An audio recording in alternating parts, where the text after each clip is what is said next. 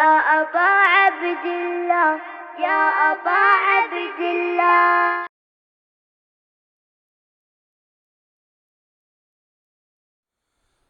أعوذ بالله من الشيطان اللعين الرجيم. بسم الله الرحمن الرحيم. الحمد لله رب العالمين بارئ الخلائق أجمعين، والصلاة والسلام على جميع الأنبياء والمرسلين، سيما من سمي في الآفاق بأحمد وفي الأرض بأبي القاسم محمد.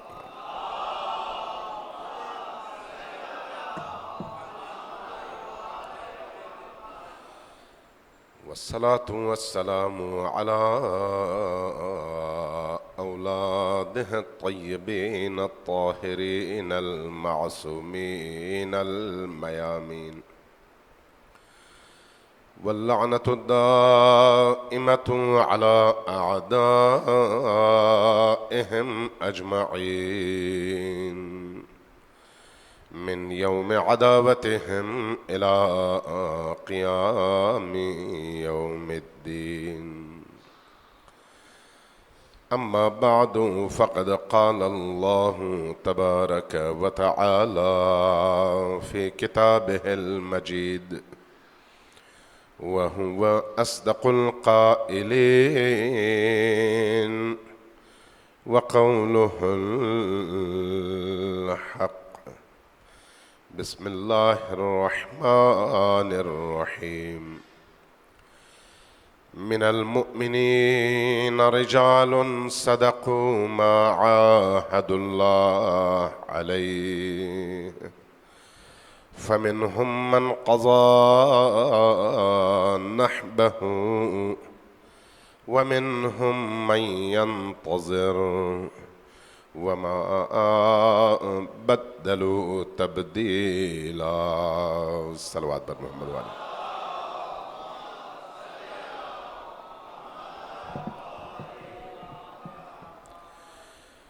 سب سے پہلے تمام شہدائے اسلام، مکتب اہل البیت کے تمام شہداء، بالخصوص شہدائے کراچی، اور بالاخص وہ عظیم شہید جس کی یاد میں آج ہم سب یہاں پر جمع ہیں، اس عزیز اور عظیم شہید کے ایصال ثواب اور بلندی درجات کے لیے ایک دفعہ سورہ فاتحہ کی تلاوت فرمائیے.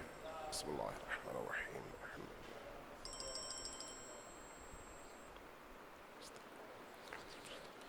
صراط الذین انعمت علیہم غیر المغضوب علیہم. بسم اللہ الرحمن الرحیم. قل هو اللہ احد اللہ الصمد لم یلد ولم یولد ولم یکن له کفوا احد. بسم اللہ الرحمن الرحیم.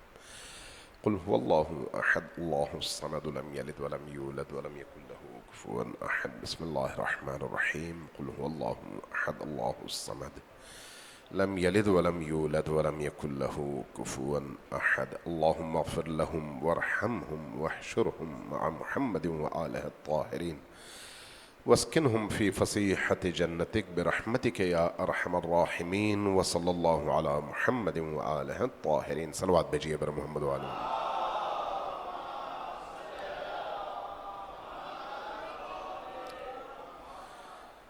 عزیزان گرامی، جب ہم کسی ایسی مجلس میں آتے ہیں جو مجلس ترحیم ہو، تو عام طور پر ہماری نیت ثواب حاصل کرنا ہے. عام طور پر ہماری نیتیں ایسی ہی ہوتی ہیں، لیکن نیت سے بڑھ کر ایک چیز ہے، وہ یہ ہے کہ آپ جب کسی شہید کی مجلس میں خود شوق کے ساتھ، معرفت کے ساتھ، علم کے ساتھ، ارادے کے ساتھ اور نیت کر کے شامل ہوتے ہیں، تو گویا آپ اپنے اس عمل سے اعلان کر رہے ہوتے ہیں کہ میں اس شہید کی اس فاتحانہ زندگی سے متفق بھی ہوں اور اس کا ہم رکاب بھی ہوں۔ گویا آپ اعلان کر رہے ہوتے ہیں کہ میں اس شہید کی صف میں شامل ہونے کے لیے تیار ہوں۔ گویا آپ اعلان کر رہے ہوتے ہیں کہ میں اس کے ہدف پر ایمان رکھتا ہوں۔ گویا آپ اعلان کر رہے ہوتے ہیں کہ جو رستہ اس شہید نے چنا ہے اس رستے پر میرا بھی یقین اور کامل یقین ہے اور میں بھی اس رستے پر چلنا چاہتا ہوں۔ اگر یہی نیت ہو اور اسی ارادے کے ساتھ انسان کسی مرحوم شہید کی مجلس میں شریک ہو تو گویا وہ اس شہید کی شہادت کے اس عظیم مرتبے میں اس کے ساتھ شریک ہے۔ یہ بڑا ہی اہم نقطہ ہے جس کی طرف ہمیں شعوری طور پر متوجہ رہنے کی ضرورت ہے۔ یہ صرف ایک رسم نہیں ہے کسی ایسے شہید کی یاد میں مجلس ترحیم کا انعقاد، اور صرف ایصال ثواب کا ذریعہ نہیں ہے، بلکہ شعوری طور پر ہماری اپنی زندگی میں تبدیلی کے لیے اٹھنے والا قدم ہے یہ۔ لہٰذا میں اس مجلس میں آئے ہوئے تمام اپنے عزیزوں، دوستوں اور بزرگواروں کو اس حوالے سے دعا بھی دوں گا اور مبارکباد بھی پیش کروں گا کہ اللہ تبارک و تعالیٰ آپ سب کی اس مجلس شہید میں آمد کو اپنی بارگاہ میں شرف قبولیت عطا فرمائے، اور ہم سب کو اپنے شہداء کی اس فکر، اس شعور اور ان کی اس جد و جہد میں شریک ہونے کی توفیق اور سعادت نصیب فرمائے۔ جس آیت کی میں نے ابھی تلاوت کی، من المؤمنین رجال، ذرا آپ کی توجہ چاہیے۔ مجھے اندازہ ہے کہ اشتہار میں بھی اور مجھے بتایا بھی گیا تھا کہ 8 بجے مجلس شروع ہوگی، تقریباً 3 گھنٹے ہو چکے ہیں۔ اب 3 گھنٹے بیٹھنے کے بعد یقیناً آپ کے اعصاب بھی جواب دے چکے ہوں گے، آپ خود بھی تھکے ہوئے ہوں گے، اس لیے آپ کے چہروں سے لگتا ہے کہ اس گرمی میں آپ مرجھائے ہوئے ہیں۔ میں نہیں چاہتا کہ مرجھائے ہوئے چہروں اور ڈل مزاج کے ساتھ مجلس آگے بڑھے، اس لیے تھوڑا سا اللہم صلی علی محمد وعلی محمد،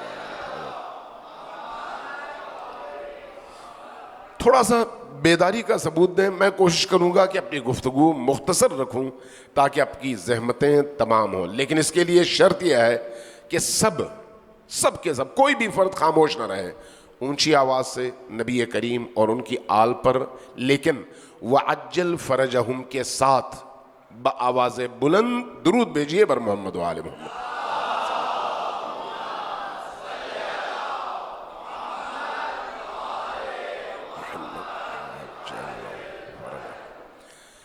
قرآن کی یہ آیت ہمیں بہت کچھ سکھاتی ہے، اگرچہ ایک آیت ہے لیکن سکھانے کے لیے اس آیت کے اندر بہت کچھ ہے۔ من المؤمنین، مؤمنین میں سے، رجال، کچھ مرد ایسے ہیں۔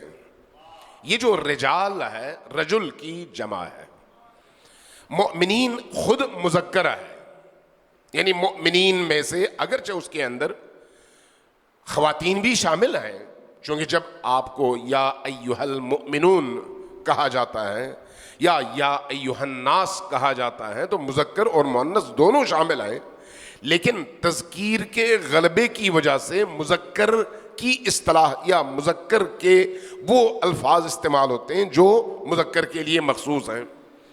یہاں پر بھی من المؤمنین رجال، مؤمنات نہیں ہے، مؤمنین ہے، لیکن اس میں مؤمنات بھی شامل ہیں۔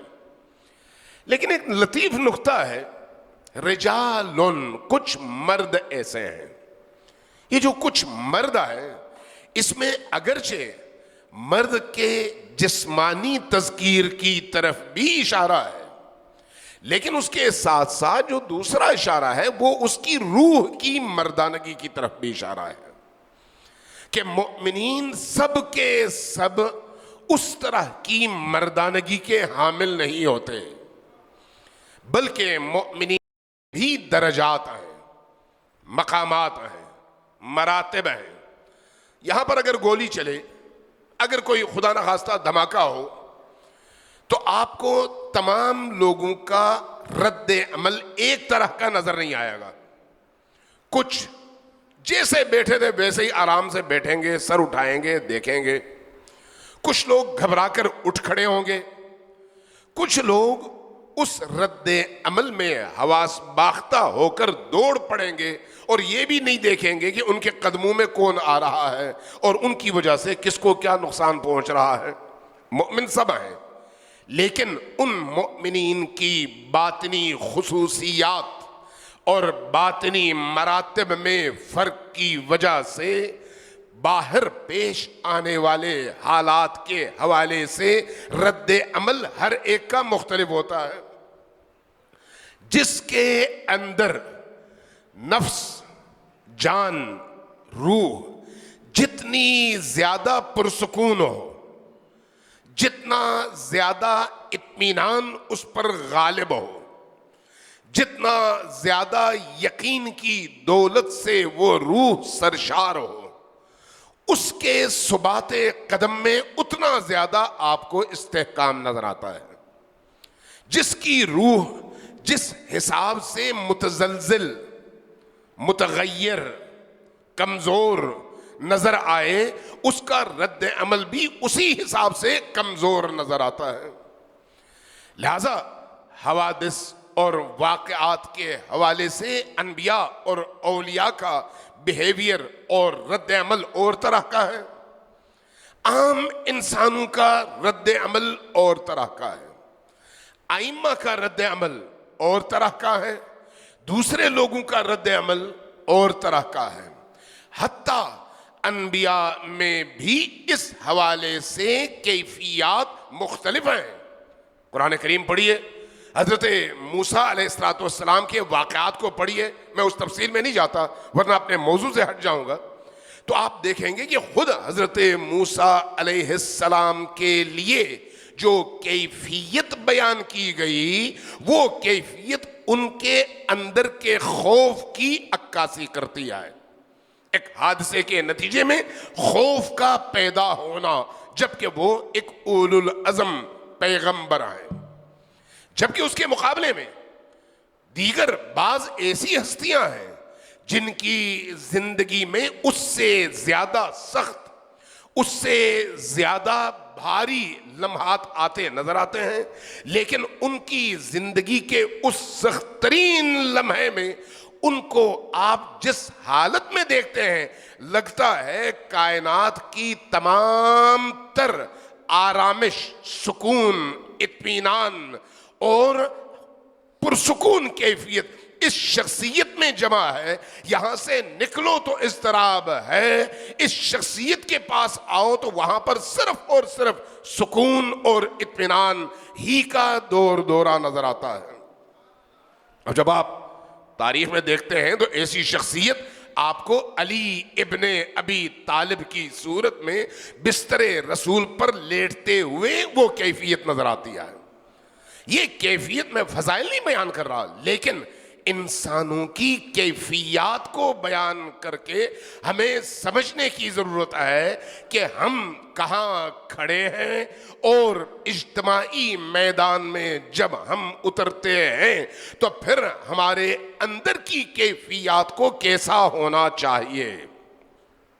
قرآن کریم لا تخف کہہ کر جن لوگوں کو مخاطب کرتا ہے، ان کے اندر موجود خوف کی کیفیت کو روکنا چاہتا ہے۔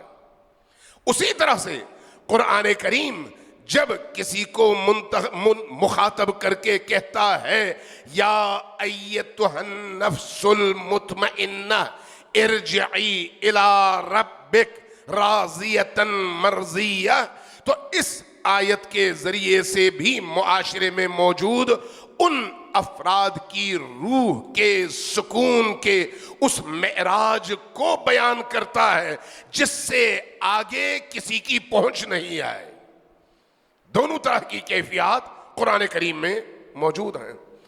اسی طرح سے خود نبی کریم صلی اللہ علیہ وآلہ وسلم کے سفر ہجرت کے موقع پر پہاڑ کے اس غار میں جب نبی کے ساتھی کو اطمینان دلانے کی کوشش کی جاتی ہے تو لفظ کیا استعمال ہوتا ہے؟ لا تحزن، ڈرو مت، خوفزدہ نہ ہو، غمگین نہ ہو، تمہارے اندر اضطراب زیادہ نہیں ہونا چاہیے. ان اللہ معنا، اس لیے کہ اللہ ہمارے ساتھ ہے. یہ جو اللہ کی معیت کا تصور ہے، اللہ کے میرے ہمراہ ہونے کا تصور ہے، اس کا تعلق انسان کی روح کی خصوصیات سے ہے، روح کی خصوصیات سے. اس لیے اس آیت میں آپ دیکھیے، من المؤمنین رجال، مؤمنین میں سے کچھ مرد ایسے ہیں، صدقوا ما عاہد اللہ علیہ، جنہوں نے اللہ سے کیا ہوا اپنا وعدہ پورا کر کے دکھایا ہے. یہ جو وعدہ اللہ سے کیا ہوا پورا کرنے کا عمل ہے، اس وعدے کو پورا کرنے کے لیے انسان کو جن سختیوں سے گزرنا پڑتا ہے، جن مشقتوں سے گزرنا پڑتا ہے، جن ابتلاءات، امتحانات، آزمائشوں اور عذاب سے، دنیاوی حوالے سے کہہ رہا ہوں، اور سختیوں سے گزرنا پڑتا ہے، ہر انسان ان سختیوں میں ایک طرح کا نہیں ہوتا. بعض لوگ گولی کھاتے ہیں مسکراتے ہیں، بعض لوگ کسی اور کو گولی کھاتا ہوا دیکھتے ہیں روتے ہیں، مضطرب ہو جاتے ہیں. بڑا فرق ہے، اور یہ فرق روح میں ہے، اور اسی روح کے فرق کا اثر انسان کے عمل پر ہوتا ہے. من المؤمنین رجال صدقوا ما عاہد اللہ علیہ فمنہم، اب انہی مومنین میں سے جو چلے گئے اور جنہوں نے یہ کام کیا، انہوں نے سچ کر دکھایا جو انہوں نے اپنے رب سے وعدہ کیا تھا. صدقوا ما عاہد اللہ علیہ فمنہم من قضا نحبہ، اور ان میں سے کچھ ایسے ہیں جن کے وعدے قریب آ چکے ہیں، اور ان کا بھی اب وقت ایسا آنے والا ہے جہاں پر وہ اس کیفیت سے گزریں گے. وعدہ اپنے اس لمٹ تک پہنچ چکا ہے، اور اب یہ اس امتحان سے گزر رہے ہیں. وَمِنْهُمْ مَنْ قَضَى نَحْبَهُ وَمِنْهُمْ مَنْ يَنْتَظِرُ، اور انہی مؤمنین میں سے کچھ ایسے ہیں جن کو انتظار ہے. منہم من ینتظر، اور انہیں انتظار ہے. کیا تمام مومنین ایسے ہیں؟ نہیں، تمام مومنین ایسے نہیں ہیں. کچھ مومنین اہل نماز ہیں، اہل روزہ ہیں، اہل زکوٰۃ و خمس ہیں، اہل عبادت ہیں، میدان عمل میں کھڑے نہیں ہو سکتے. کچھ مومنین میدان عمل میں کھڑے ہیں، عمل کے حوالے سے کمزور ہیں. کچھ مومنین وہ ہیں جو عمل میں بھی مضبوط ہیں، اور میدان عمل میں کھڑے ہونے کے لیے جس استقامت اور بلند روح کی ضرورت ہے وہ بھی ان میں موجود ہے. یہ جو طبقہ ہے یہ وہ ہے جس کا انتخاب اللہ کرتا ہے، جس کو اللہ چنتا ہے، جو ادھر سے بھی کمی نہیں چھوڑتے اور ادھر سے بھی کمی نہیں چھوڑتے. جب میدان عبادت میں کھڑے ہوتے ہیں تو لگتا ہے ان سے زیادہ خوف خدا رکھنے والا کمزور انسان اور کوئی نہیں ہے.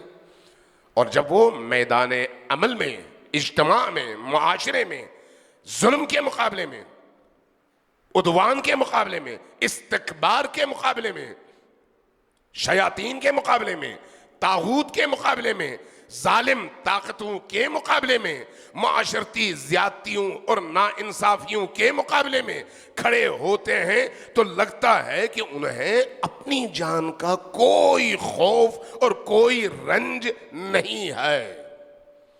یہ یاد رکھیے کہ عام طور پر ہمارے معاشرے کے اندر مقدس ترین افراد وہ ہیں جو محراب میں کھڑے ہوتے ہیں، جو نماز کی پہلی صف میں کھڑے ہوتے ہیں، جو سال کے اکثر ایام روزے رکھتے ہیں.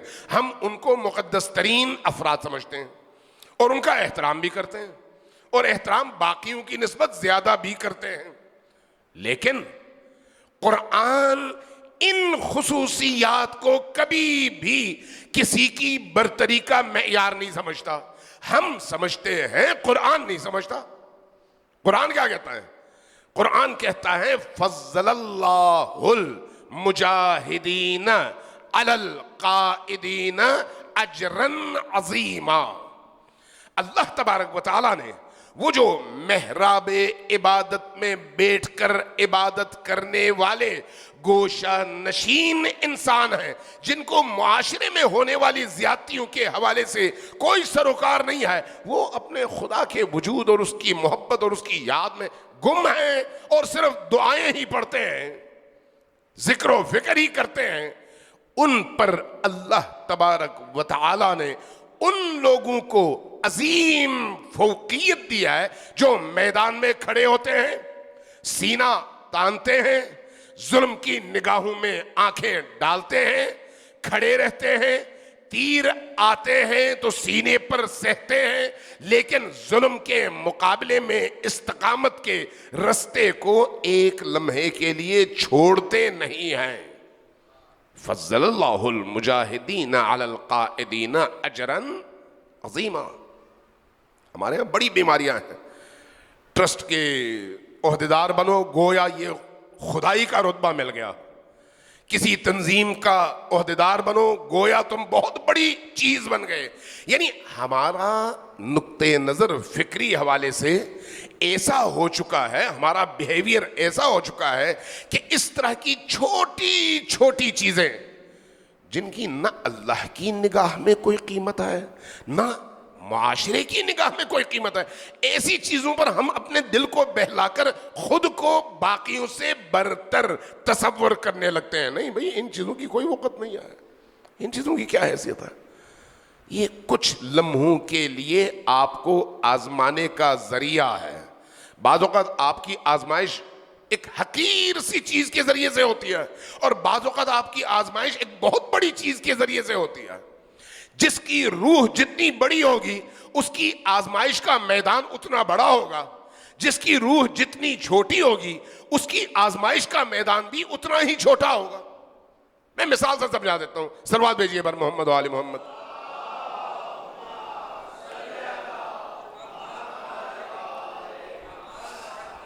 ایک دفعہ پھر ذرا اونچی آواز سے صلوات بھیجیے بر محمد و آل محمد.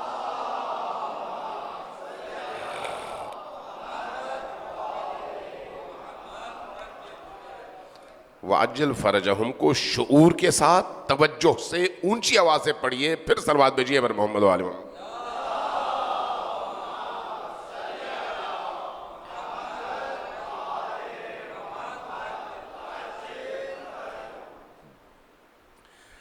ذرا غور کیجئے گا قرآن کریم ہی پر.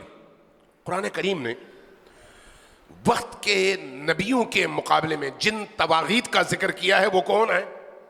فرعون، نمرود، حامان، شداد. ہر ایک کی کوئی نہ کوئی خصوصیت اور کوئی نہ کوئی صفت ہے جس میں وہ باقیوں سے ممتاز اور باقیوں سے الگ تھلگ ہے. فرعون کی طاقت کیا ہے؟ اس کی سلطنت، اس کا اقتدار، اس کا پاور، اس کی طاقت، اس کی سلطنت کا وہ وسیع و عریض حاکمانہ دبدبہ جس کی وجہ سے وہ اس بڑائی کا شکار ہے اور اپنے علاوہ کسی کو ماننے کے لیے تیار نہیں ہے.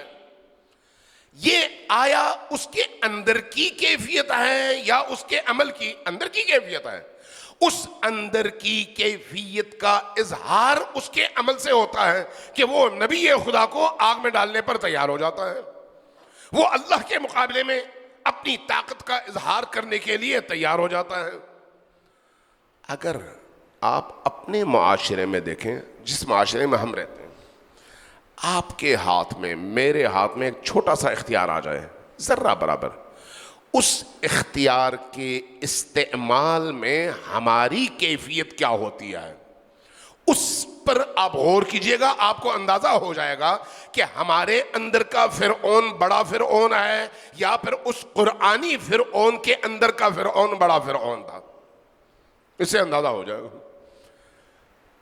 ایک زمانے میں محسن قراتی صاحب معروف عالم ہیں، انہوں نے یہ واقعہ سنایا، کہنے لگے ایک دن میں کسی بس میں سفر کے لیے گیا تو اڈے پہ کھڑا تھا، تو قریب میں بس اڈے کے ساتھ واش روم تھا، باتھ روم، اور اس کے باہر نلکے لگے ہوئے تھے اور کچھ لوٹے رکھے ہوئے تھے، اور اس کا ایک محافظ اور ذمہ دار بھی موجود تھا۔ تو میں نے دیکھا کچھ ان مسافروں کے بچے ان لوٹوں سے کھیلنے لگے۔ جیسے ہی لوٹوں سے کھیلنے لگے وہ شخص آیا، ڈنڈا ہاتھ میں لیا، ان بچوں کو خوب ڈرایا، بھگایا، اور بڑے ہی کرخت لب و لہجے کے ساتھ پھر لوٹے اس نے سنبھالے اور ڈنڈا لے کے ایسے کھڑا ہو گیا جیسے سنتری اور پولیس مین کھڑا ہو جاتا ہے۔ محسن کراتی صاحب کہتے ہیں، چونکہ بہت بڑے عالم ہیں اور بہت ہی ماشاءاللہ ان کو اللہ نے توفیقات بہت زیادہ دی ہیں، وہ فرماتے ہیں میں سوچتا رہا قرآن کی آیات پر، اور سوچتے سوچتے اس نتیجے پر پہنچا کہ یہ فرعون اس بڑے فرعون سے کئی گنا بڑا فرعون ہے، لیکن اس کی فرعونیت کا دائرہ یہ چند لوٹے ہیں، اور اس کی فرعونیت کا دائرہ وہ وسیع و عریض سلطنت تھی۔ ہم تمام انسان اس فرعونیت میں مبتلا ہو جاتے ہیں، اس فرعونیت میں۔ اللہ کے بندے اس فرعونیت کا مقابلہ کرتے ہیں اور اس مقابلے کا آغاز اپنے اندر سے کرتے ہیں، اپنے اندر سے، اپنے اندر کے فرعون کو سب سے پہلے دباتے ہیں، مارتے ہیں، پریشرائز کرتے ہیں، گلا گھونٹتے ہیں، کمزور کرتے ہیں، تاکہ وہ فرعون مجھ پر غالب نہ ہو۔ اگر میرے اندر کا فرعون مجھ پر غالب ہو تو اس کے بعد اس غلبے کے نتیجے میں میں مکمل فرعون بن کر اپنے ارد گرد کے لوگوں پر غلبہ پانے کی کوشش کروں گا، اور اپنی فرعونیت کا اظہار اپنی اس دائرے کے اندر، اپنے ان حدود کے اندر رہتے ہوئے مکمل طور پر فرعونیت کا اظہار کروں گا۔ یہ ایک سرکل ہے، تسلسل ہے، انسان جب تک ہے یہ کیفیت موجود ہے۔ اللہ تبارک و تعالیٰ نے انہی فرعونوں اور فرعونیت سے مقابلے کے لیے اولیاء کو بھی بھیجا، انبیاء کو بھی بھیجا، کتابیں بھی بھیجی، اور پھر ان کتابوں کی اتباع کرنے والے لوگوں کو بھی رستہ دکھایا کہ فرعونیت کو ختم کرو، چاہے وہ تمہارے اندر ہو چاہے وہ باہر ہو۔ جن شہداء کو ہم خراج تحسین پیش کرتے ہیں نا، ان پر ذرا غور کریں، غور کریں۔ یہ شہداء فرعونیت کی تلوار سے قتل کیے گئے شہداء ہیں، فرعونیت کی تلوار سے۔ مسجد کا وہ مولوی جو محراب میں بیٹھا ہوا ہے اور جس کے ہونے اور نہ ہونے سے معاشرے کو کوئی نقصان نہیں ہوتا، وہ چاہے کہیں پر بھی چلا جائے اس کو کوئی خطرہ نہیں ہوتا۔ خطرہ کس کو ہوتا ہے؟ وہ جو معاشرے پر اثر رکھتا ہے۔ شہید کون ہوتا ہے؟ بے ضرر انسان کبھی شہید نہیں ہوتا، یہ یاد رکھو۔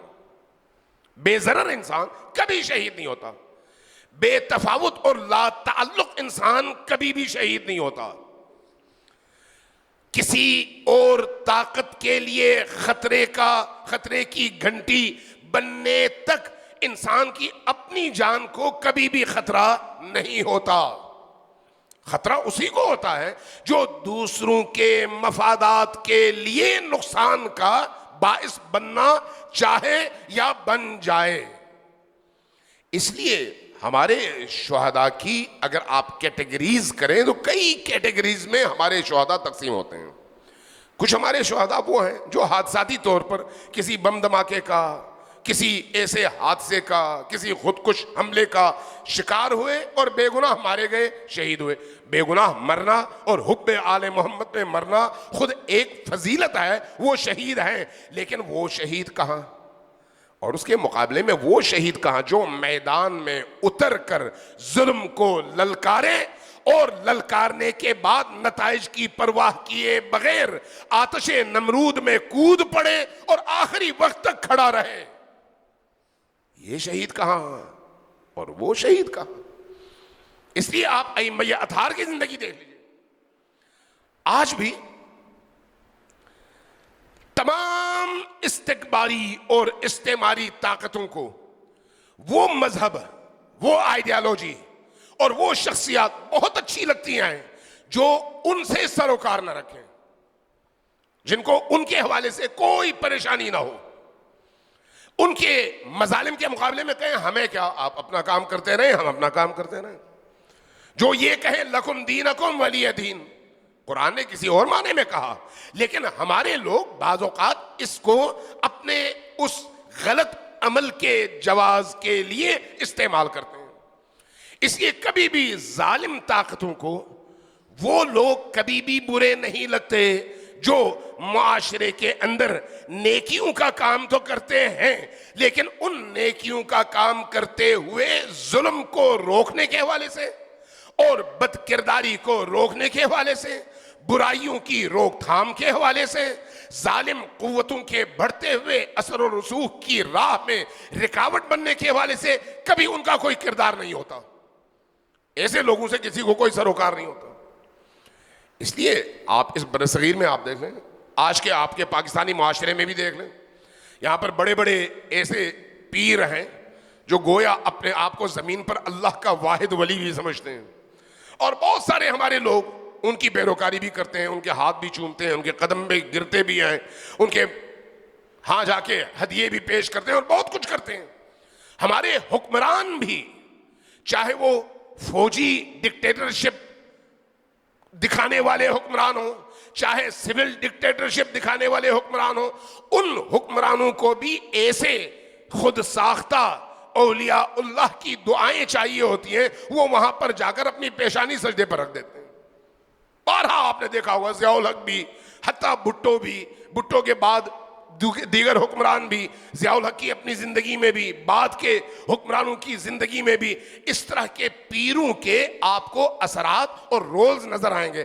ایسے پیروں کو کوئی کچھ نہیں کہتا۔ کیوں نہیں کہتا؟ اس لیے کہ ان کا کوئی تعلق دین سے ہے ہی نہیں، ان کا تعلق اس لیے ہے، اس سے ہے کہ وہ ظالم طاقتوں کو اندر سے اٹھنے والی بے چینی کو ختم کرنے میں مدد دیتے ہیں اور ان کو اطمینان دلاتے ہیں کہ تم اچھے ہو اور ٹھیک جا رہے ہو، دعائیں دیتے ہیں، اور وہ بھی مطمئن ہو جاتے ہیں 900 چوہے کھانے کے بعد کہ ہم نے پیر صاحب کی دعائیں لے لی ہیں، اب گویا دنیا بھی ہماری ہے اور آخرت بھی ہماری ہے۔ انبیاء اس کے 180 ڈگری برعکس عمل کرتے رہے ہیں، ائمہ اس کے 180 ڈگری برعکس عمل کرتے رہے ہیں۔ ائمہ علیہ السلام کی زندگی دیکھیے، ابھی جیسے ناظر تقوی صاحب نے کسی مولانا کا حوالہ دیا اور بڑا خوبصورت حوالہ دیا کہ 3 ائمہ سیاسی تھے اور باقی غیر۔ آپ ذرا غور کر کے دیکھیں، نبی کریم سے لے کر امام عصر تک 14 معصومین ہیں۔ ان 14 معصومین میں نبی کریم ان تمام مشقتوں کے بعد اللہ کی بارگاہ میں حاضر ہو گئے، باقی رہ گئے 13۔ ان 13 میں 12ویں پردہ غیب میں ہیں، 12ویں امام اور 14ویں معصوم، وہ پردہ غیب میں ہیں۔ درمیان میں کتنے رہ گئے؟ 12 معصومین۔ ان 12 معصومین میں امیر المؤمنین اور حضرت زہرا سے آنے والی تمام امامت کے سلسلے کے تاجدار، سب کے سب، ان میں سے کوئی ایک فرد ایسا ہے جو گھر میں بستر پر اپنی طبیعی جو حیات کے دن تھے وہ مکمل کر کے آرام سے دنیا سے رخصت ہوئے ہوں؟ کوئی ایک بھی نہیں ہے۔ کیوں نہیں ہے؟ کچھ نے میدان عمل میں کھڑے ہو کر جام شہادت پیا، کچھ نے اپنی اسی عملی جد و جہد کی وجہ سے تلوار کا وار سہ کر جام شہادت نوش کیا ہے، اور کچھ وہ جن کو بظاہر لوگ یہ سمجھتے ہیں یہ گھروں میں بیٹھے ہوئے تھے، لیکن انہوں نے گھروں میں رہتے ہوئے بھی معاشرے کے اندر پینیٹریشن کے ذریعے سے نیٹ ورک بنا کر اپنے محبین کے ذریعے سے، اپنے پیروکاروں کے ذریعے سے ظالمانہ، مستبدانہ، طاغوتی حکومتوں کے عزائم کے مقابلے میں زمین پر کیلیں بچھائیں اور ان کو سکون سے گزرنے نہیں دیا۔ نتیجتاً ان کی تمام تر شرافت، تمام تر پاکیزگی اور گوشہ نشینی کے باوجود یہ ہستیاں ان کے اقتدار اور ظلم کے رستے کو جاری رکھنے کی راہ میں سب سے بڑی رکاوٹ ثابت ہوئے، نتیجتاً جام شہادت نوش کرنی پڑی۔ تمام ائمہ میں اگر خود کو علی کا شیعہ کہتا ہوں تو علی کا شیعہ ہونے کے لیے یہ نہیں ہے کہ میں صبح سے شام تک یا علی کہوں، نعرے لگاؤں اور اونچی آواز سے نعرے لگاؤں اور ایسی آواز سے لگاؤں کہ دوسرے تمام لوگ مل کر بھی میری اس آواز تک پہنچ نہ سکے بڑی طاقت کے ساتھ، تو اس کے بعد میں علی والا ہو گیا۔ نہیں بھائی، علی والا ہونے کے لیے زبان سے نکلنے والا نعرہ کافی نہیں ہے۔ علی والا ہونے کے لیے الفاظ اور عمل نہیں، روح کی خصوصیات اہم ہیں۔ روح کے اندر مردانگی پیدا کرو، روح کے اندر حریت پیدا کرو۔ وہ حریت آپ کو کسی بھی محاذ پر، کسی بھی میدان میں، کسی بھی زمانے میں ظلم چاہے آپ کا باپ کرے، بھائی کرے، بیٹا کرے، دشمن کرے، اس ظلم کے مقابلے میں خاموش نہ رہنے دے۔ یہ روح علویہ ہے، یہ روح علویہ ہے۔ روح علوی ہے نا، جس کی وجہ سے عقیل جیسے بھائی کے مقابلے میں علی گرم سلاخ لے کر کھڑے ہو جاتے ہیں اور کہتے ہیں کہ نہیں، تو اگرچہ میرا بھائی ہے لیکن جو تو چاہتا ہے وہ ظلم ہے، اور ظلم کے لیے علی تیار نہیں ہے۔ یہ جو روح علوی ہے، یہ رشتے نہیں دیکھتی، یہ دوستیاں نہیں دیکھتی، یہ تعلقات نہیں دیکھتی، یہ دنیا کی آسائشیں نہیں دیکھتی، یہ زود گزر نعمتیں نہیں دیکھتی، یہ دیکھتی ہے کہ علی راضی ہیں یا نہیں ہیں۔ روح علوی، روح علوی انسان کو فکری حوالے سے بھی بڑا کرتی ہے، روح کے حوالے سے بھی بڑا کر دیتی ہے۔ روح اتنی بڑی ہو جاتی ہے اس کے نتیجے میں کہ اس بڑی روح کے ساتھ اس کائنات میں جب وہ شخص قدم رکھتا ہے تو پھر بڑے بڑے فرعون اس کی نگاہوں میں چیونٹی سے زیادہ حقیر ہو جاتے ہیں، حقیر ہو جاتے ہیں۔ وہ ان کے شان، ان کے دبدبے، ان کی حکومت، ان کے ٹینک، ان کے بوٹ، ان کی تلوار، ان کے نیزے، ان کے سپاہی، ان کے جرنیل، ان چیزوں سے کبھی بھی خائف نہیں ہوتا، خائف نہیں ہوتا، چونکہ اس کی روح بڑی ہے۔ روح جب متصل ہو علی سے، روح جب متصل ہو خدا سے، تو پھر اس کے بعد اس روح پر یہ چیزیں کبھی بھی اثر انداز نہیں ہو پاتی۔ صلوات بھیجیے بر محمد و آل محمد۔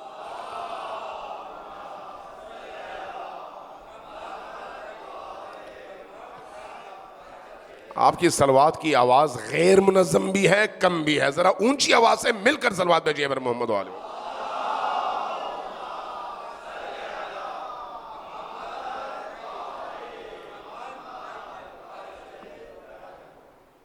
شہید خرم زکی ان افراد میں سے ہے جس کے اندر، جس کا جسم بہت بڑا نہیں تھا، وہ رستم زمان نہیں تھا، جس کا قد 7 فٹ کا نہیں تھا، جس کے جسمانی توانائی کو دیکھیں تو وہ کوئی باڈی بلڈر نہیں تھا، پہلوان نہیں تھا، لیکن اس کی روح بہت بڑی تھی، روح بہت عظیم تھی۔ اس روح کے ساتھ جہاں جہاں خرم زکی کو کوئی زیادتی نظر آتی، چاہے آدھی رات کا وقت ہو یا دن کا وقت، سپہر کا وقت ہو، صبح کا وقت، وہ یہ نہیں دیکھتا تھا کہ مجھے وقت کا انتظار کرنا چاہیے، بلکہ کود پڑتا تھا اور اس ظلم اور زیادتی کے مقابلے میں آواز بلند کرنا اپنا فریضہ سمجھتا تھا، چاہے وہ اکیلا ہی کیوں نہ رہ جائے۔ یہ جو شہید کے بچے یہاں پر ہیں، آپ نے وہ تصویریں دیکھی ہوں گی، جب کچھ نہیں ہوا تو اپنی بیگم اور بچے کا ہاتھ پکڑ کر اکیلے میدان میں کھڑا ہو گیا۔ یہ کیا ہے؟ یہ کیا خرم زکی کو اپنی زندگی عزیز نہیں تھی؟ کیا خرم زکی کو اپنے بچے عزیز نہیں تھے؟ کیا خرم زکی کو عہدہ اور پیسہ عزیز نہیں تھا؟ کیا خرم زکی کو نوکری عزیز نہیں تھی؟ وہ کون کون سی قربانیاں ہیں جو خرم زکی نے نہیں دیں؟ اگر ان قربانیوں پر ان کے قریبی دوستوں سے میں یہ عرض کروں گا کہ ذرا غور کریں، اگر ان قربانیوں پر تھوڑی دیر غور کریں. دیکھیں کسی نیک انسان کو محبوب رکھنا کوئی بہت بڑا کمال نہیں ہے. انسان ہو تو اس کی مجبوری ہے. توجہ ہے میں کیا کہہ رہا ہوں؟ حیوان کو فرق نہیں پڑتا کہ سامنے نیک انسان کھڑا ہے یا برا انسان، اس کے لیے وہ انسان ہی ہے. لیکن اگر انسان ہو تو انسان برائی سے نفرت کرتا ہے، اچھائی سے محبت کرتا ہے. اچھائی جہاں پر نظر آئے اس کی طرف اس کا قلبی میلان بڑھتا چلا جاتا ہے. خرم زکی میں اچھائیاں تھیں، اس لیے آپ سب اس کو پسند کرتے ہیں، اس سے محبت کرتے ہیں. لیکن یہ کمال نہیں ہے، یہ انسان ہونے کا تقاضا ہے. اگر آپ یہ نہ کریں تو پھر انسان کس کام کے؟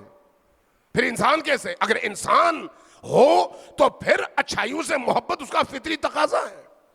آج بھی جو لوگ برے انسانوں سے محبت کرتے ہیں نا، ان برے انسانوں میں ان کو اچھائی نظر آتی ہے، محبت کرتے ہیں. یہ ذہن میں رکھیں، توجہ دیں اس نقطے پر کہ جن کو جو برے انسان ہیرو بنتے ہیں، جن کے لیے جن برے انسانوں کو وہ اپنے لیے آئیڈیلائز کرتے ہیں، ان کے اندر خوبیاں تلاش کر کے ان کو آئیڈیلائز کرتے ہیں. حقیقت میں وہ خوبیاں نہیں ہوتی، لیکن یہ اس غلط فہمی کا شکار ہوتا ہے. یہ فطرت انسانی کا سفر ہے، یہ فطرت انسانی. اس لیے کسی کو پسند کرنا کافی نہیں ہے، کسی سے محبت کرنا کافی نہیں ہے.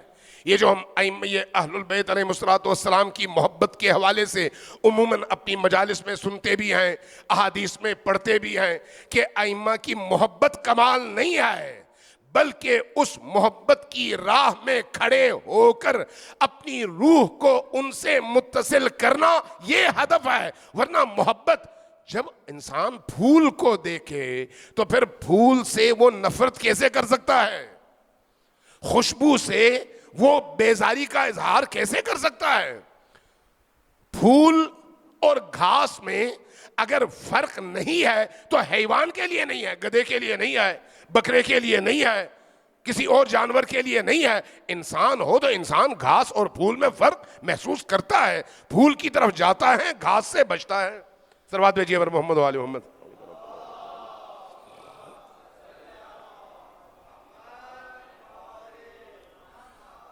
نہیں، آپ کی آواز صلوات کی آپ کی تھکن کی گواہی دے رہی ہے. تھکے ہوئے ہیں آپ لوگ؟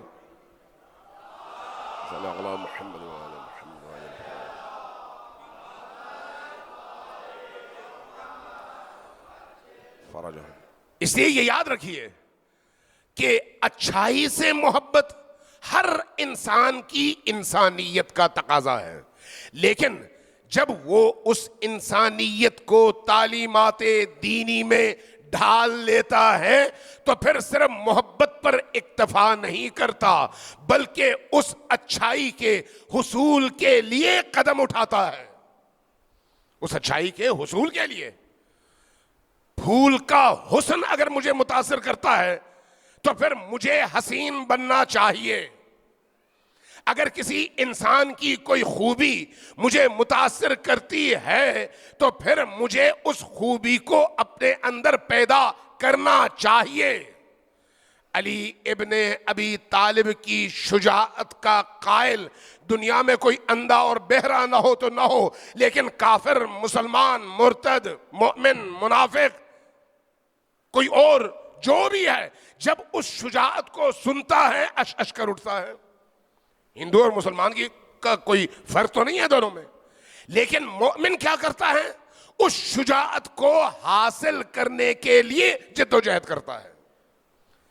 اگر ائمہ اطہار علیہ السلام کی زندگی کے نشیب و فراز میں موجود ہر نقطہ، ہر سبق ہمیں اس طرف کھینچ کر لے جائیں کہ ہم اپنے اندر کے بتوں کو توڑ سکیں تو پھر ہم ان کے پیروکار کہلاتے ہیں. اگر وہ بت ہم توڑ نہ سکیں تو علی ولی اللہ کہنے سے ہم ان کے پیروکار نہیں بنتے. اس لیے یہ یاد رکھیں، ان صفات کو اپنے اندر پیدا کرنے کی ہماری جد و جہد کا محور و مرکز یہ کام ہے کہ ان صفات کو اپنے اندر پیدا کریں. شہید خرم زکی، میں نے جتنا اس شخصیت کو دیکھا، ان کے نشیب و فراز کو دیکھا، تنہائیوں میں بھی، جلوتوں میں بھی، فون پہ بھی، اجتماعی میدان میں بھی، جتنا میں دیکھ پایا، میں نے اس انسان کو حریت کا مجسمہ دیکھا. حریت کا مجسمہ، سراپا حریت، سراپا شجاعت، اور کوئی موقع ضائع کرنے والا انسان میں نے نہیں پایا، چاہے اس کے لیے اس کو کوئی بھی قیمت دینی پڑے. ایک رات کے شاید 2:30 بجے ہوں، یعنی ایسا موقع جب انسان گہری نیند میں ہوتا ہے، فون کی گھنٹی بجی، میں نے اٹھایا. تو اس زمانے میں بہت سارے معاملات چل رہے تھے. میں نے پیچھے دیکھا، کون؟ کہا خرم زکی. میں نے کہا خیریت؟ رات کے اس پہر، چونکہ میں نیند میں تھا، وہ جاگے ہوئے تھے. تو انہوں نے کہا آپ کی پیج پہ فلان پوسٹ لگی ہے اور یہ پوسٹ آپ اور دین کے لیے نقصان دہ ہے، جس نے لگائی ہے اس سے پوچھیں کہ کیا اس میں عقل نہیں تھی. تو میں نے کہا اچھا. میں فوراً گیا، میں نے دیکھا اس زمانے میں بہت سارے معاملات ایک ساتھ چل رہے تھے. تو میں نے جب وہ دیکھی تو میں نے کہا آپ کی بات بالکل صحیح ہے. میں نے وہ فوری طور پر ڈیلیٹ کروائی. کہنے کا مطلب یہ ہے، نقطہ جو قابل توجہ ہے، کسی کام کا بڑا اور چھوٹا ہونا اہم نہیں ہے. اہم یہ ہے کہ آپ کی توجہ ہر چیز پر ہو اور آپ کسی چیز کو نظر انداز نہ کریں. کوئی بھی کام جو معاشرے میں مثبت رول رکھتا ہے، چھوٹا ہے تب بھی، بڑا ہے تب بھی، آپ اس کے لیے قدم اٹھائیں. اور نقصان دہ ہو تو چھوٹا ہو تب بھی آپ روکیں، بڑا ہو تب بھی آپ روکیں. اور کوئی اور ساتھ نہیں دیتا تو معاشرے میں اکیلے بھی کھڑا ہونا پڑے تو آپ میدان چھوڑیں نہیں، میدان میں کھڑے ہوں. یہ خرم زکی کی خصوصیت ہے. یہی خصوصیت ہے جس نے خرم زکی کو خرم زکی بنایا ہے. خرم زکی نے شہادت کی راہ کا انتخاب خود کیا ہے، حادثاتی طور پر شہید نہیں ہوئے. یہ یاد رکھیں، جب انسان شعوری طور پر ہر غلط قدم کے مقابلے میں سٹینڈ لیتا ہے تو نتیجتاً غلط کرنے والوں کے صبر کا پیمانہ جب لبریز ہوتا ہے تو وہ اس کو اپنی راہ سے ہٹاتے ہیں. خرم زکی ان لوگوں میں سے ہے. بہت سارے ایسے لوگ اب بھی ہوں گے آپ کے معاشرے کے اندر جن کا وجود ہر ظالم کو کھٹکتا ہوگا. لیکن ایک مصیبت آج کی دنیا میں اور بھی ہے. وہ مصیبت کیا ہے؟ استعماری طاقتیں، یعنی ظالم قوتیں. استعمار سے مراد آج کا استعمار صرف نہیں ہے، یعنی طول تاریخ میں جس بھی مستبد اور ظالم طاقت کو دیکھیں اس کے مزاج میں فرعونیت ہے. اس فرعونیت کے مقابلے میں جو بھی کھڑا ہوتا ہے وہ اس کو صفحہ ہستی سے مٹانا چاہتے ہیں. ایک زمانہ تھا کہ اس کے لیے جان لے لیتے تھے، گردن کاٹ دی، زہر دے دیا، گولی مار دی، بم دھماکے کا شکار کیا. لیکن گزشتہ 40 سالوں کی تاریخ نے استعماری طاقتوں کو بھی بہت کچھ سکھا دیا ہے. یہ یاد رکھیں، بہت کچھ سکھا دیا ہے. اب ان کی اسٹریٹجی میں کچھ نئی چیزوں کا اضافہ ہو چکا ہے. وہ کیا ہے؟ اب وہ تن اور بدن کو نشانہ بنانے کے ساتھ ساتھ کردار کو نشانہ بنا کر آپ کے ایسے ہیروز، آپ کے ایسے جان برکف ساتھی، آپ کے ایسے نڈر دوست، آپ کے ایسے جانباز احباب، اور جو بھی معاشرے میں مؤثر رول پیدا کرتا ہے، کریٹ کرتا ہے، خود انجام دیتا ہے، ایسے لوگوں کو اپنے زہر آلود پروپیگنڈوں کے ذریعے سے متنازع کر کے نتیجتاً قوم کے اندر وہ تنازع، وہ نفرت اور وہ ایک دوسرے کے خلاف برسرے پیکار ہونے کا ماحول گرم کر دیتا ہے، جس کے نتیجے میں پھر تن کو نشانہ بنانے کی ضرورت پیش نہیں آتی، بدن کو نشانہ بنانے کی ضرورت پھر پیش نہیں آتی. جب آپ کے دشمن آپس میں الجھے ہوئے ہوں تو آپ کیا کریں گے؟ آپ خوشی سے کہیں گے ان کو آپس میں لڑ کے مرنے دو. یہی کچھ آج کی دنیا میں آپ کے ان دشمنوں کی سب سے اہم ترین کوشش بھی ہے اور ان کے ہاتھ میں ہتھیار بھی ہے. ہمیں اس حوالے سے بھی کانشس رہنے کی ضرورت ہے. بدن قتل ہو, فرد شہید ہو جائے, قبر میں اتر جائے, تو ظاہر ہے پورے معاشرے کی ہمدردیاں اس کے ساتھ ہوتی ہیں اور اس کے نتیجے میں انتقامی جذبات جنم لیتے ہیں. جیسے ابھی فرض کریں جو ہمارے گمشدہ لوگ ہیں, ان کے لیے پورے قوم کے دلوں کی کیفیت ایسی ہے کہ ہر ایک کی ہمدردیاں ان کے ساتھ ہیں. لیکن اگر انہی کو متنازع بنا دیا جائے, ان کے خلاف پروپیگنڈے کیے جائیں, ان کے خلاف جھوٹ گھڑا جائے, ان کے بارے میں کہا جائے فلان کے پیرول پر تھا, فلان کے لیے کام کرتا تھا, فلان نے فلان کے لیے یہ کیا تھا, اس لیے تو یہ دن دیکھنا پڑا ہے, تو نتیجہ کیا ہوگا؟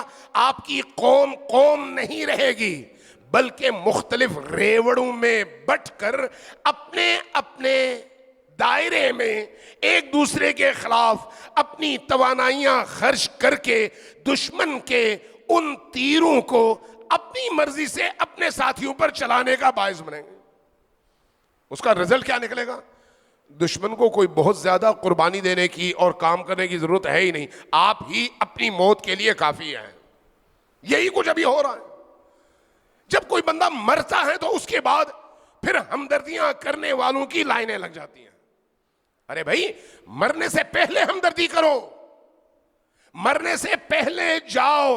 اگر کوئی شخص آپ کے معاشرے میں حریت کا مظاہرہ کرتا ہے, شجاعت کا مظاہرہ کرتا ہے, ظلم کو ظلم کہتا ہے, کردار کے حوالے سے پیش کرتا ہے اور بتاتا ہے کہ میں روب میں, دباؤ میں, پریشر میں نہیں آتا, تو ابھی اس کا ساتھ دو. مرنے کے بعد اس کے قبر کے مجاور بننے کا نہ اس کو فائدہ ہے نہ تمہیں فائدہ ہے. زندہ لوگوں کے پیچھے جاؤ.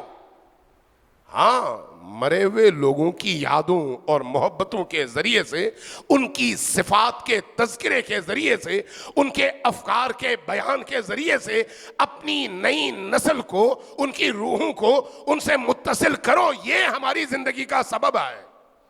یعنی ہمیں زندگی اسی سے ملتی ہے. شہدائے کربلا کو ہم یاد کیوں کرتے ہیں؟ اس لیے کہ ہماری روحیں کربلا سے جڑی رہیں, ان اقدار اور ویلیوز سے جڑی رہیں. یہ شہدائے کربلا کے مرتبے کے نہیں ہیں شہداء, لیکن آج کے معاشرے میں ہمارے درمیان رہتے ہوئے ہم سے الگ, ہم سے برتر, ہم سے بہتر ہیں. اس لیے انہیں یاد کر کے ہم ان کی طرح بننے کو ترجیح جب دیں گے تو خود و خود ہمارے اندر وہ روح پیدا ہوگی.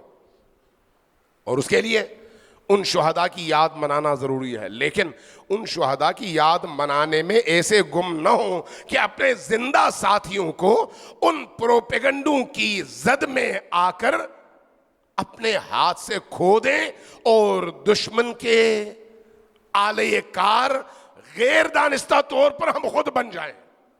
یہ نہ ہو. ابھی کچھ عرصہ پہلے آپ کے اسی انچولی میں ایک نوجوان کو شہید کر دیا گیا, سلمان حیدر. ان کی زندگی میں جو بھی باتیں ہوئیں, لیکن ان کی شہادت کے بعد, ان کے دنیا سے گزر جانے کے بعد, ہر ایک ان سے اظہار ہمدردی, ہر ایک ان کے گھر جا کر بات کرے, یہ کرے, وہ کرے, فلان کرے, فلان کرے. بھئی ایسے نہ جانے کتنے سلمان حیدر ہیں, نہ جانے کتنے شہداء ہیں, کتنے ایسے گراں قدر لوگ ہیں. یاد رکھو, یاد رکھو, ایک بات میں نے اپنے بزرگوں سے سنی ہے. اپنے بزرگوں سے مراد یعنی اپنے عرفاء, اپنے اہل دل حضرات سے. بڑی ہی قیمتی بات ہے. وہ ایک عجیب جملہ کہتے ہیں بھئی اللہ کی بارگاہ میں انسان کا انتخاب اس کے عمل کی وجہ سے نہیں ہوتا. توجہ ہے میں کیا کہہ رہا ہوں؟ آپ کی توجہ چاہیے. توجہ ہوگی تو میں اپنا جملہ کمپلیٹ کروں گا, ورنہ چھوڑ دوں گا, فائدہ نہیں ہے. کہتے ہیں کہ انسان کا انتخاب اللہ کی بارگاہ میں اس کے کام کی وجہ سے نہیں ہوتا, اس کی روح کے اندر موجود صفات کی وجہ سے ہوتا ہے. اس کے اندر حریت ہے، اس کے اندر پاکیزگی ہے، اس کے اندر غیرت ہے، اس کے اندر حوصلہ ہے، اس کے اندر استقامت ہے، اس کے اندر ظلم کی اور ظالم کی شناخت ہے، تو پھر اس کے کپڑوں کو نہ دیکھو، اس کے کھلے ہوئے گریبان کو نہ دیکھو، اس کے بکھرے ہوئے بالوں کو نہ دیکھو، یہ نہ دیکھو کہ وہ مسجد کی پہلی صف میں نہیں آئے، یہ نہ دیکھو کہ وہ عزاداری میں پہلی صف میں نہیں بیٹھتا، یہ نہ دیکھو کہ وہ اونچی آوازوں میں نعرے نہیں لگاتا، نہیں، اس کے اندر اگر صفت ہے تو بوقت ضرورت یہ جو پہلی صف والے ہیں وہ پیچھے رہ جائیں گے اور وہ شخص سب سے آگے نظر آئے گا۔ اس لیے اس کے اندر کی صفات کو دیکھو، اللہ ان صفات کی وجہ سے منتخب کرتا ہے، اجر بھی انہی اندر کی صفات کی وجہ سے انسان کو عطا کرتا ہے۔ اگر ہم میں حمیت اور غیرت وہی ہوتی جو شہید خرم زکی میں ہے یا بعض دیگر شہداء میں، تو آج یقیناً شہید خرم زکی کے قاتل انصاف کے کٹہرے میں کھڑے نظر آتے ہیں۔ ایسا ہے یا نہیں؟ یہ نظام جو پاکستان کے اندر رائج ہے، یہ نظام وہ نظام ہے جس کے مقابلے کے لیے شرافت نہیں، عقل چاہیے، استقامت چاہیے، میدان میں اپنی قوت کا اظہار چاہیے، تدبر چاہیے، تعقل چاہیے، حکمت عملی چاہیے۔ اگر یہ آپ کرنے میں کامیاب ہو جاتے ہیں تو قلیل تعداد کے باوجود آپ اپنے حقوق حاصل کر پاتے ہیں، لیکن اگر یہ کام نہ ہو تو پھر آپ چاہے پورے معاشرے پر تعداد کے لحاظ سے حاوی ہو جائیں، انصاف سے آپ ہمیشہ محروم رہیں گے۔ اس لیے اگر اس معاشرے میں جینا ہے تو پھر ایک دوسرے کے قریب تر ہو جائیں، ایک دوسرے کو خود سے قریب تر کریں، اہداف کی بنیاد پر دوستیاں بنائیں، اہداف کی بنیاد پر، مقاصد کی بنیاد پر دوستیاں بنائیں، منافع کی بنیاد پر نہیں، مفادات کی بنیاد پر نہیں، علاقائی بنیاد پر نہیں، زبان کی بنیاد پر، قومیت کی بنیاد پر، دوستیوں کی بنیاد پر، رشتہ داریوں کی بنیاد پر نہیں، اہداف کی بنیاد پر۔ جتنا بلند ہدف ہو دوستیاں اتنی مضبوط تر ہوں گی۔ ذرا سوچئے، آج اگر لبنان میں کوئی شہید ہوتا ہے، یمن میں کوئی شہید ہوتا ہے، عراق میں کوئی شہید ہوتا ہے، سیریا میں کوئی شہید ہوتا ہے، افغانستان میں کوئی شہید ہوتا ہے، کشمیر میں کوئی شہید ہوتا ہے، پاکستان میں کوئی شہید ہوتا ہے، تو ہم سب کے قلوب، دل ان کے لیے دھڑکتے ہیں۔ کیوں دھڑکتے ہیں؟ ان کے ان بلند اہداف کی وجہ سے، چونکہ وہ ہدف ہمارا بھی ہے۔ اگر ان اہداف کو اپنا مشترکہ ہم سرمایہ بناتے ہیں تو ہم قوم بننے کی طرف قدم اٹھاتے ہیں، لیکن اگر ان اہداف سے پیچھے رہ جاتے ہیں تو پھر ہم جتنا پیچھے رہ جائیں گے اتنے ہی تقسیم در تقسیم کے عمل سے گزریں گے۔ سر بات بھیجیے بر محمد و آل محمد۔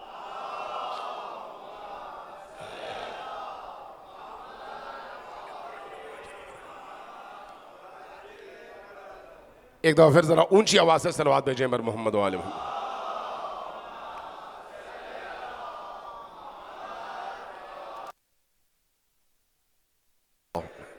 ایک دفعہ پھر ذرا اونچی آواز سے صلوات بھیجیں۔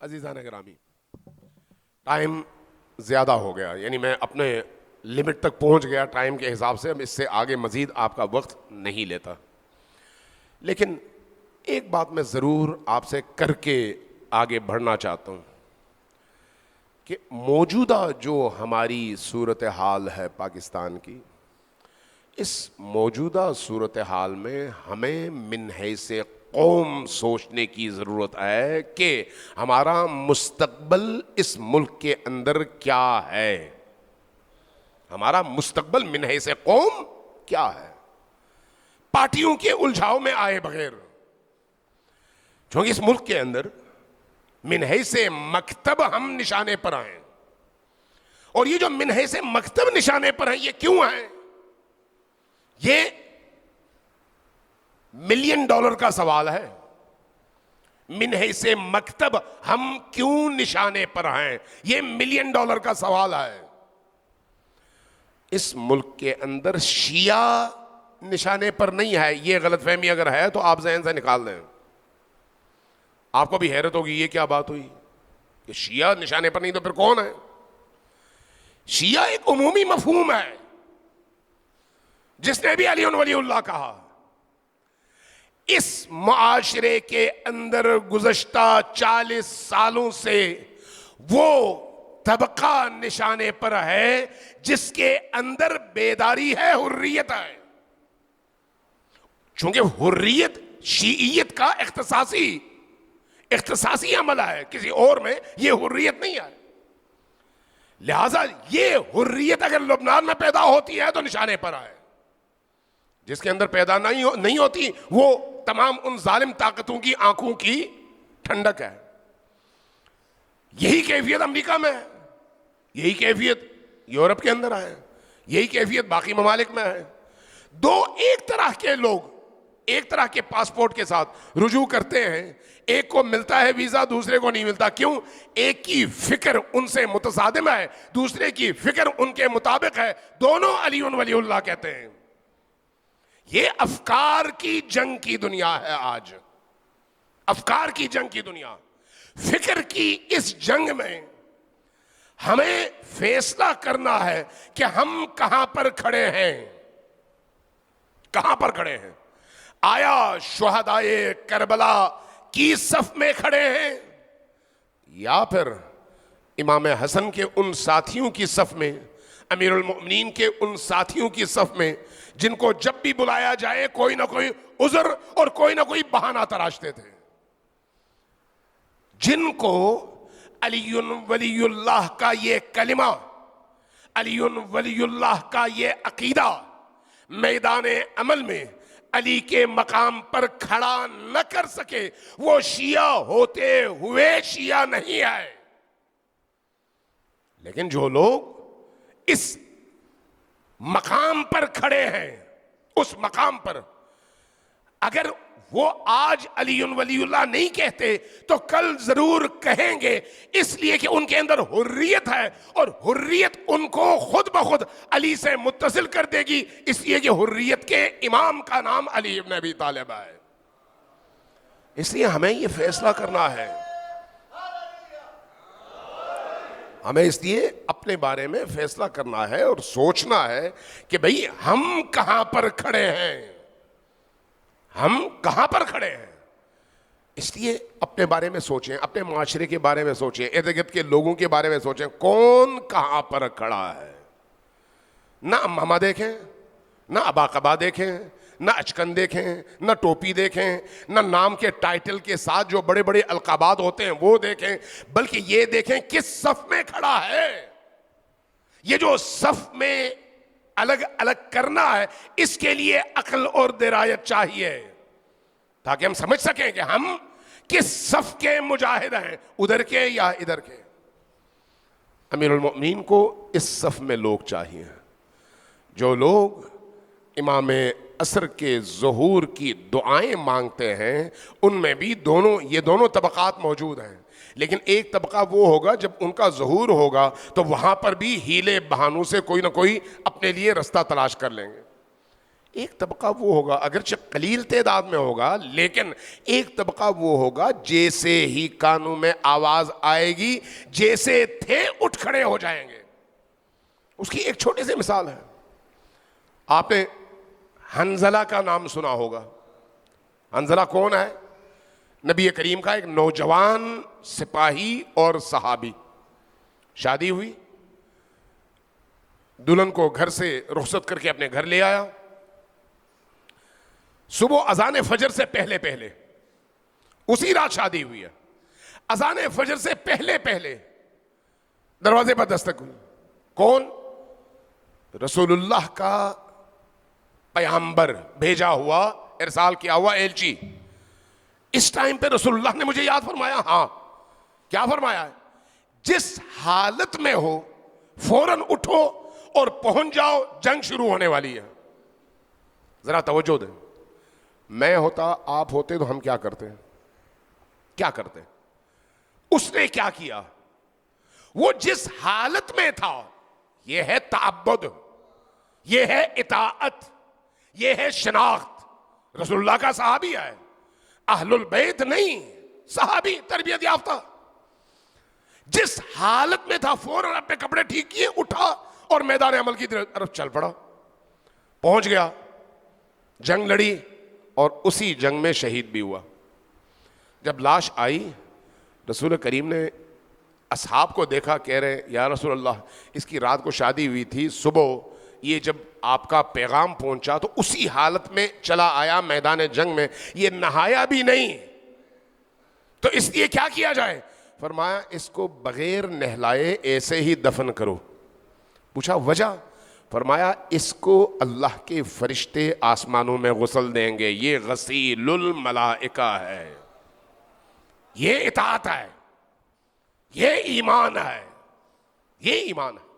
اس ایمان کے لیے ہم کتنے تیار ہیں؟ سوال یہ ہے اپنے آپ کو ہم نے کتنا اس ایمان کی کیفیت کے ساتھ تیار کیا ہے معاشرے کے اندر. میں سمجھتا ہوں خرم زکی ایسے افراد میں سے تھے، کیونکہ ان کو میں نے جتنا دیکھا ان کے اندر یہ خصوصیات حریت کی اور تعلقات مادیہ سے آزاد رہنے کی ان کے اندر کوٹ کوٹ کر بھری ہوئی تھی.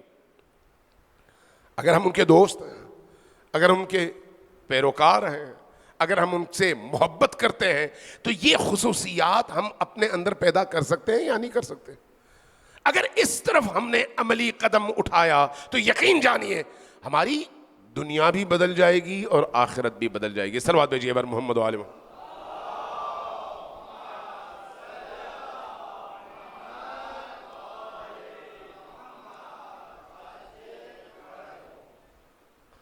عزیزان من، کربلا اس حوالے سے عظیم ترین معیار ہے، عظیم ترین معیار. ہم میں سے جو بھی امام حسین علیہ السلام کا ماننے والا ہے، اس کی خواہش ہے نا کہ حسین ابن علی اس کے عمل کو قبول فرمائے. یہ ہے یا نہیں؟ اگر یہ خواہش ہے تو پھر ہمیں اس خواہش کو عملی جامہ پہنانے کے لیے اسی حساب سے آگے قدم اٹھانے کی ضرورت ہے. اس پر ذرا غور کریں. ان کی بارگاہ میں ہمارا عمل نہیں ہے، ہمارے دل کی کیفیت اہم ہے کہ ہمارا دل اس قابل ہے یا نہیں ہے، ہمارے اندر روح اس قابل ہے یا نہیں ہے، ہمارے اندر پاکیزگی اس طرح کی ہے یا نہیں ہے. اس کو دیکھنے کی ضرورت ہے. ہمیں خود سب سے پہلے ان الانسان علی نفسہ بصیرہ، ہر انسان اپنے بارے میں دوسروں سے زیادہ جانتا ہے، آگاہ ہے. دوسروں کے بارے میں فیصلے نہ کیا کریں گے فلان ایسا ہے فلان ویسا ہے. اپنے بارے میں فیصلہ کریں، اپنے آپ کو دیکھیں کہ میں کیسا ہوں. اپنے بارے میں اگر ہم یہ فیصلہ کرنے میں کامیاب ہو جائیں تو میرا خیال ہے ہماری زندگی کا رخ چینج ہو جائے گا. امام خمینی کے ایک بڑے ہی عاشق مزاج عالم اور ذاکر تھے، جو جب پڑھتے تھے تو بہت متاثر کرتے تھے. قم کے تھے، بہت بوڑھے اور بزرگوار تھے، تقریباً کوئی 75 سال سے زیادہ ان کی عمر تھی. لیکن اس عالم میں بھی، اس عالم پیری اور بزرگی میں بھی جب وہ پڑھتے تھے تو دلوں کو دہلا دیتے تھے.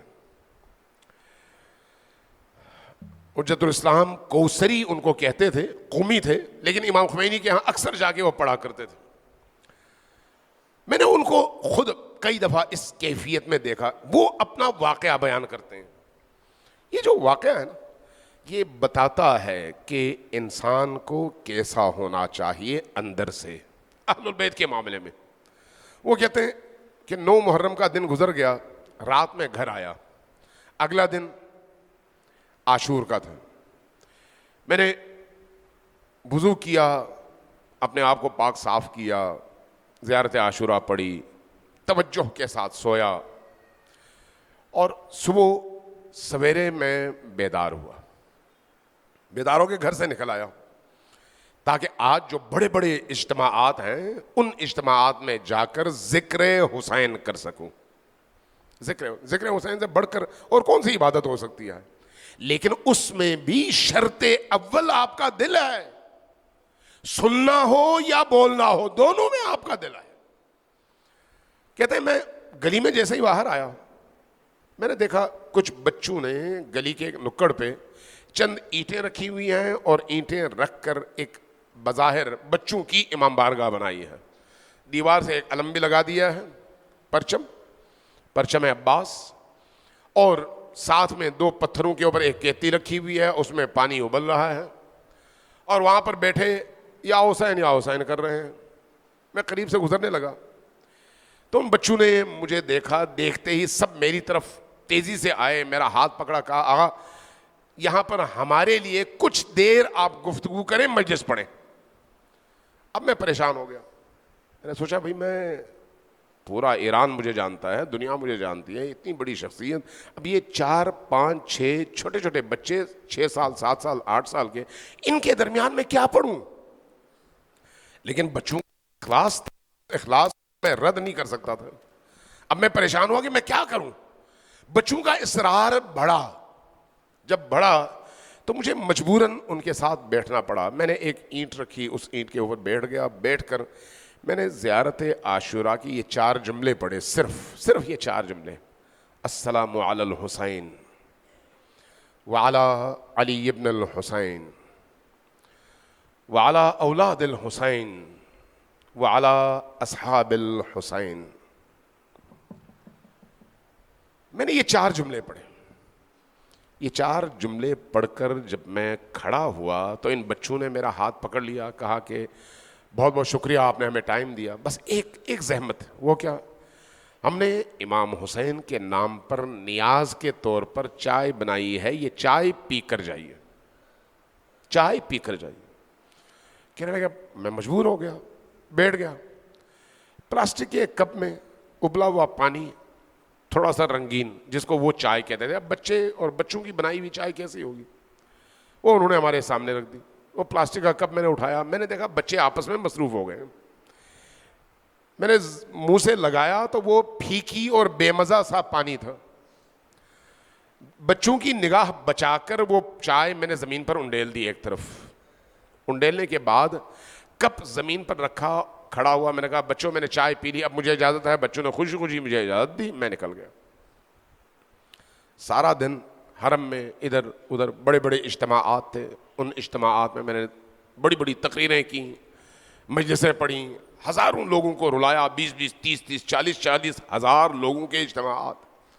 رات عاشور کا دن گزر گیا, گھر پہنچ گیا, حسب معمول زیارت عاشوراء پڑھی اور پاک صاف ہوا, بستر پہ جا کے لیٹ گئے. آنکھ لگ گئی. کچھ دیر میں, ابھی آنکھ اچھی طرح لگی نہیں تھی, مجھے محسوس ہوا کوئی آیا ہے. نیند ہی میں نے آنکھیں کھولی. نیند میں میں نے دیکھا بی بی دو عالم حضرت زہرا سلام اللہ علیہا تشریف لائی ہیں.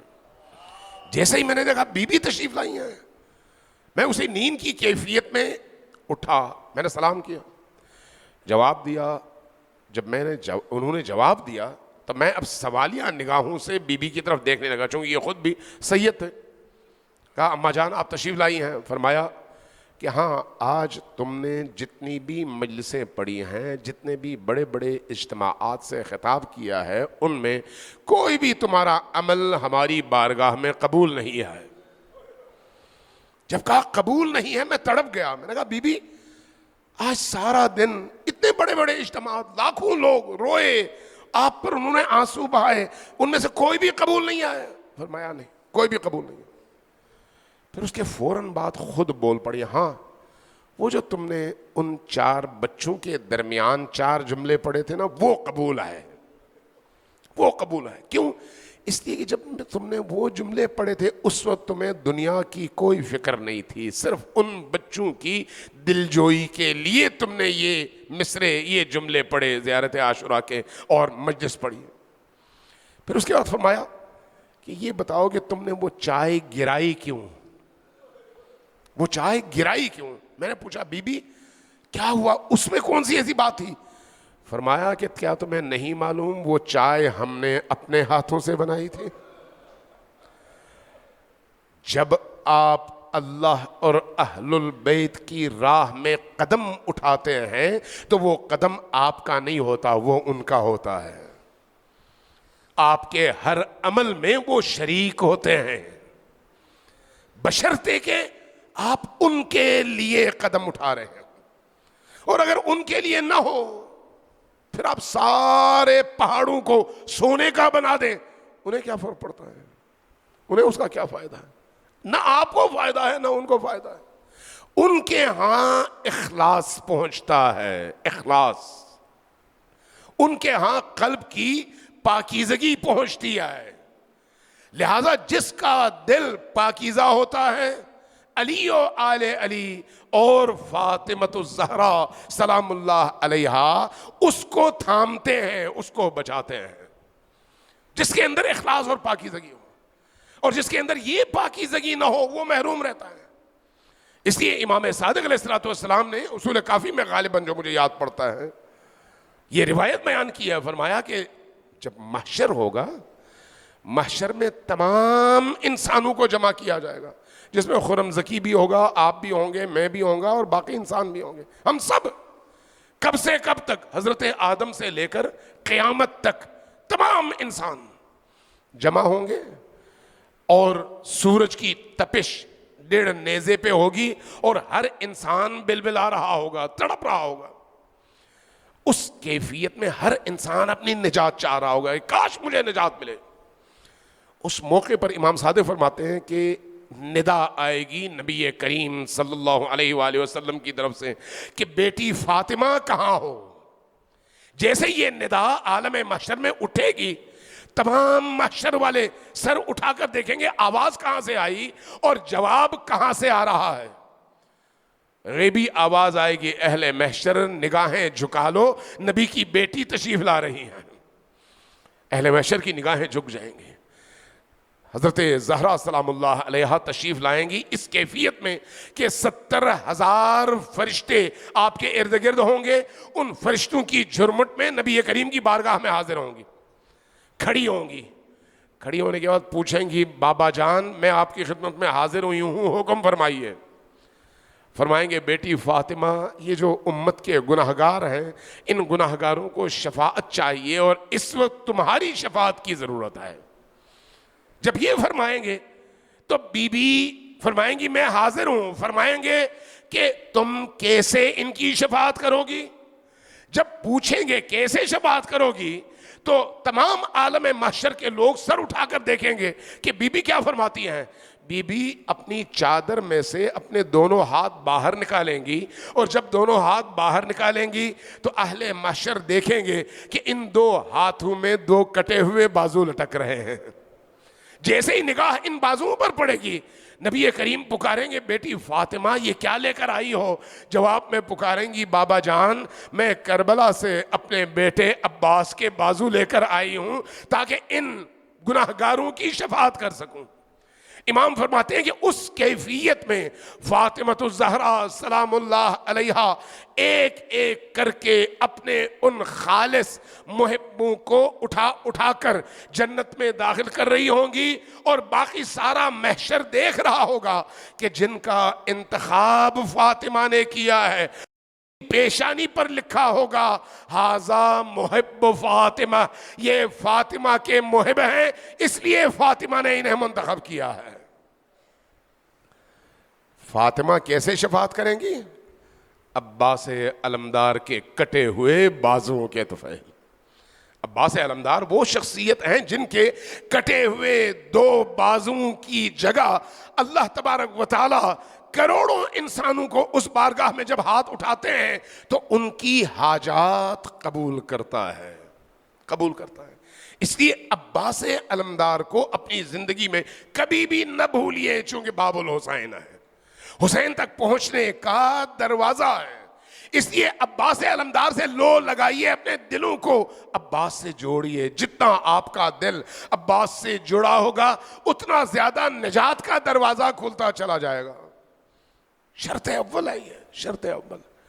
اس لیے روایات میں، تاریخ میں آیت اللہ العظمیٰ خوئی کے بارے میں یہ بیان کیا گیا ہے کہ جب کبھی وہ کربلا سے، نجف سے کربلا آتے تو سب سے پہلے حضرت عباس کے حرم کے سامنے باب القبلہ پہ کھڑے ہوتے، اندر قبر عباس کو دیکھتے اور اس ذریح کو دیکھتے ہوئے 3 جملے کہتے، لیکن یہ تینوں جملے ایسے ہیں جو دلوں کو تڑپا دیتے ہیں اور انسان کے رونگٹے کھڑے ہو جاتے ہیں، تڑپ جاتا ہے انسان۔ پہلا جملہ کیا کہتے پہلا جملہ انسان تڑپ اٹھتا ہے، کہتے السلام علیک یا شباب الحسین، اے حسین کی جوانی عباس، آپ پر میرا سلام ہو، جب تک آپ موجود تھے حسین کی جوانی زندہ تھی، جب آپ شہید ہو گئے حسین کی کمر جھک گئی۔ اگلا جملہ اس سے زیادہ ہولناک جملہ ہے، فرماتے السلام علیک یا حجاب زینب، اے زینب کی چادر اور حجاب عباس، آپ پر میرا سلام ہو، جب تک آپ زندہ تھے زینب کا حجاب سلامت تھا۔ تیسرا جملہ کہتے صاحبان اولاد کے لیے، فرماتے السلام علیک یا ساق السکینہ، اے سکینہ کے ساقی عباس، آپ پر میرا سلام ہو، جب تک آپ زندہ تھے سکینہ کی پیاس زندہ تھی، لیکن جب آپ شہید ہو گئے تو پھر سکینہ کی پیاس مر گئی، اب سکینہ کو پانی کی ضرورت نہیں تھی، سکینہ پکار رہی تھی واہ عباسا، اے چچا جان آپ آئیے، پانی کی کوئی ضرورت نہیں ہے۔ انا للہ و انا الیہ راجعون وسيعلم الذین ظلموا ای منقلب ینقلبون نسألک اللہم وندعوک باسمک العظیم الاعظم العز الاجل الاکرم یا اللہ۔ سب 10 مرتبہ اونچی آواز سے ہاتھ اٹھا کر دعا مانگتے ہیں اور اللہ تبارک و تعالیٰ سے اپنی عافیت طلب کرتے ہیں۔ اونچی آواز سے 10 مرتبہ پکاریے، یا اللہ یا اللہ یا اللہ یا اللہ یا اللہ یا اللہ یا اللہ یا اللہ یا اللہ یا اللہ یا رحمان یا رحیم یا مقلب القلوب ثبت قلوبنا علی دینک۔ باراللہ جو کچھ ہم نے سنا اور کہا ان پر ہمیں عمل کرنے کی توفیق عطا فرما۔ باراللہ شہید خرم زکی کی روح کو ائمہ اطہار کی روح سے، ارواح سے متصل فرما۔ باراللہ ان کی برزخ کی زندگی کو آسانیاں نصیب فرما۔ باراللہ ائمہ اہل البیت علیہ السلام کا سایہ انہیں نصیب فرما۔ ان کی والدہ مکرمہ کو صبر، اجر اور حوصلہ عطا فرما۔ ان کے بچوں کو بھی حوصلہ، جواں مردی اور اپنے والد محترم کی اس عظیم راہ پر ثبات قدم عطا فرما۔ باراللہ ہم سب کو اپنے شہداء کے راستے پر ہمیشہ ثابت قدم رہنے کی توفیق عطا فرما۔ باراللہ جب تک ہم زندہ ہیں ہمیں محمد و آل محمد کی راہ کا راہی بننے کی توفیق عطا فرما۔ باراللہ امام عصر کے ظہور میں تعجیل فرما، ہمیں ان کے اعوان، ان کے انصار میں شمار فرما۔ باراللہ جب تک ہم زندہ ہیں علی ابن ابی طالب کی راہ میں ان کے تمام دشمنوں سے ہمیشہ برسر پیکار رہنے کی توفیق عطا فرما۔ جب مرنے لگیں تو انہی کی راہ میں موت کو گلے لگانے کی توفیق عطا فرما۔ باراللہ ہمیں بستر کی موت سے، بیماری کی موت سے، حوادث کی موت سے نجات دے کر شہادت کی اس عظیم موت سے ہمکنار فرما۔ باراللہ جب مرنے لگیں تو علی اور آل علی کی زیارت اور دیدار نصیب فرما۔ قبر کی تاریکیوں میں حسین ابن علی کو ہمارا شفیع و مونس و ہمدم قرار دے۔ باراللہ ہمارے دلوں میں موت کی محبت پیدا فرما۔ باراللہ ہمارے دلوں کو دنیا کی محبتوں سے آزاد فرما۔ باراللہ ہمیں شہوانی خواہشات کی قید اور زنجیروں سے نجات عطا فرما۔ باراللہ جو کچھ ہم جانتے ہیں ان پر عمل کرنے کی توفیق عطا فرما، جو ہم نہیں جانتے اس کو جاننے کی توفیق نصیب فرما۔ ہمیں اپنے عمل میں اخلاص اور پاکیزگی کی دولت سے مالا مال فرما۔ ہمیں قرآن کریم کی تلاوت اور اس کی نورانیت سے منور ہونے کی سعادت نصیب فرما۔ ہمیں اہل دعا، اہل مناجات بننے کی توفیق عطا فرما۔ عزاداری سید الشہداء سے ہمارے قلوب کو زندگی اور حیات عطا فرما۔ ہمیں اپنے بچوں کو بھی اہل البیت کی راہ میں ثبات قدم سکھانے کی توفیق عطا فرما۔ معاشرے کی بے راہ رویوں سے ہماری ماؤں کو، بہنوں کو، بیٹیوں کو، ہماری مخدرات کو، ہمارے معاشرے کی تمام خواتین کو بچنے کی توفیق عطا فرما۔ ہمیں امر بالمعروف کی اور نہی عن المنکر کی توفیق اور سعادت نصیب فرما۔ ربنا تقبل منا انك انت السميع العليم برحمتك يا ارحم الراحمین وصلی اللہ علی محمد وآلہ الطاہرین۔ ان تمام دعاؤں کی استجابت کے لیے سب مل کر 3 بار اونچی آواز سے وعجل فرجہم کے ساتھ صلوات بھیجیے پر محمد و آل محمد۔